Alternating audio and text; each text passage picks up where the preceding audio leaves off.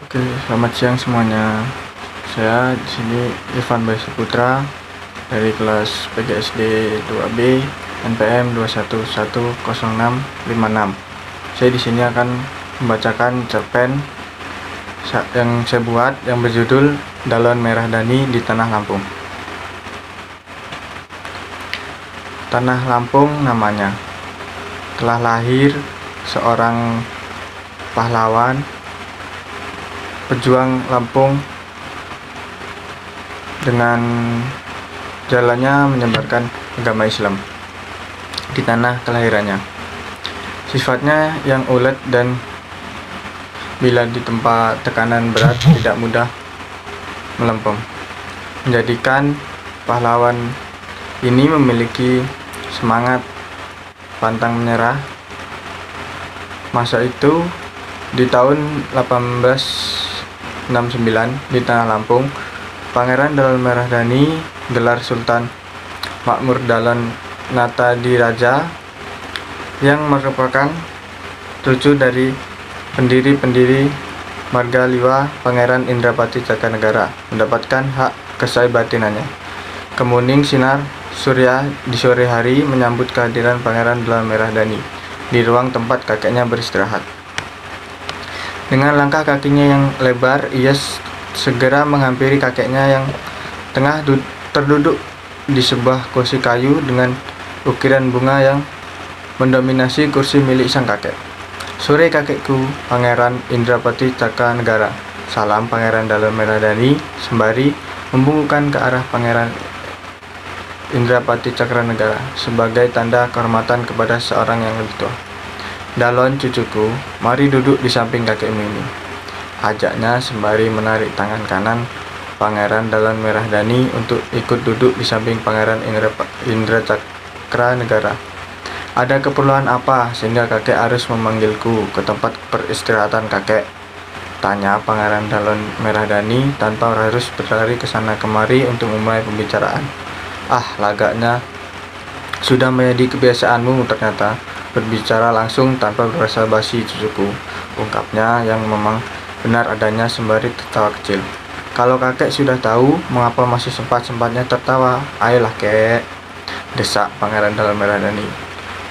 "Baik, jadi begini cucuku, kakek rasa sudah saatnya kau mendapatkan hak, yakni gelar Kesaibatinan Hermain Sultan yang nantinya akan memegang kekuasaan dan kepemimpinan Saibatin Margaliwa dan Saibatin Kepaksiaan skala berat. Jadi apakah kau sudah siap mendapatkan gelar tersebut?" ungkap Pangeran Indrapati Cakanegara yang akhirnya pertanyaan mengenai kemantapan hati bukan hanya raga. "Ya kakekku, Pangeran Indrapati Cakanegara, saya Pangeran Dalon Merah Dani siap mendapatkan hak atas gelar Kesaibatinan," jawab Pangeran Dalon Merah Dani dengan tegasnya. Jawaban yang tegas yang diberikan Pangeran Dalon Merah Dani membuatnya menjadi seorang pemegang kekuasaan dan kepemimpinan Saibatin Margaliwa dan Saibatin Kepaksiaan skala berat. Perjalanan kepemimpinan Pangeran Dalon Merah Dani tidak bisa dikatakan mudah, mengingat pada masa di mana Belanda datang dan menjajah daerah Nusantara yang mengakibatkan Tanah Lampung ikut menjadi daerah yang dijajah oleh Belanda yang kala itu tawan oleh aturan yang dibuat oleh orang-orang berkulit putih pucat dengan gertakan yang dibuat oleh orang-orang penjajah. Aturan yang dibuat Belanda mengakibatkan kebebasan rakyat dan kerajaan menjadi terbatas. Keadaan tersebut juga dialami Pangeran Dalon Merah Dani, namun sifatnya yang ulet dan berjiwa tangguh membuatnya bahkan berani pergi ke Istanbul untuk mempelajari ilmu agama. Keadaan tersebut membuat orang-orang kolonial yang kalang kabut. Pangeran Dalon Merah Dani sudah berani ia menantang pemerintahan kita di sini. Murka kolonial lain kepada yang lainnya, membuat orang-orang kolonial merasa geram dan murka. Lalu apa yang harus kita lakukan untuk dapat menghentikan aksi Pangeran Dalon Merah Dani? Ia semakin berani dan tidak mengindahkan keberadaan kita di tempat ini, ucap kolonial. Tangannya mengepal dengan eratnya dengan urat menonjol dari balik kulit tangannya, dan jangan lupakan geletuk gigi yang beradu membuat siapa saja merinding mendengarnya. Baiknya kita tunggu saja kepulangan Pangeran Dahlan Meradani dari Istanbul. Putusan kolonial yang menunggu Pangeran Dahlan Meradani pulang dari Istanbul agaknya hanya kesia-siaan belaka, karena pada tahun 1899 sepulangnya Pangeran Dahlan Meradani dari Istanbul, ia diberi gelar Sultan oleh Khalifahan Utsmani. Pemberian gelar Sultan oleh Khalifahan Utsmani kepada Pangeran Dahlan Meradani menandakan begitu dekatnya hubungan keduanya. Bahkan tak cuma itu, Khalifahan Utsmani juga memberi hadiah berupa 2 pedang Istanbul dan panji berwarna hitam tertulis La ilaha illallah Muhammad Rasulullah. Sultan Makmur Dahlan Natadiraja sudah mulai digunakannya gelar Sultan oleh Pangeran Dahlan Meradani sebagai pemimpin skala berat, membuat orang-orang kolonial akhirnya tidak berani mengusik penyiaran agama Islam oleh Pangeran Dahlan Meradani. Karena hubungan antara Khalifahan Utsmani dengan Pangeran Dahlan Meradani yang begitu kuat, kepemimpinan yang dijalankan oleh Pangeran Dahlan Meradani, gelar Sultan Makmur Dahlan Natadiraja, menghabiskan kurang lebih 40 tahun lamanya. Hingga pada akhirnya Pangeran Dahlan Meradani melepaskan kekuasaan dan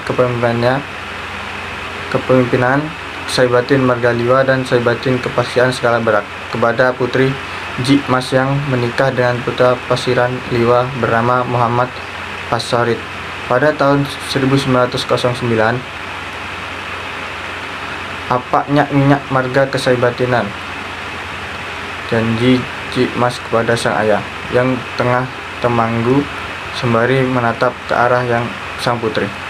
Wajahnya yang sudah berkerut dan kuyu karena umurnya yang tak lagi muda, dengan karisma pemimpin yang masih melekat dari balik wajah Pangeran Dahlan Meradani.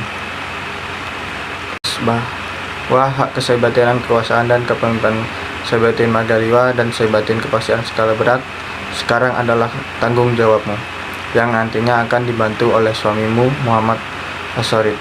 Jadi Bapak minta jaga kesaibatinan ini, jangan sampai orang kulit putih pucat itu dapat mengendalikan kepemimpinanmu, pinta Pangeran Dahlan Meradani, yang dibalas anggukan mantap oleh sang putri.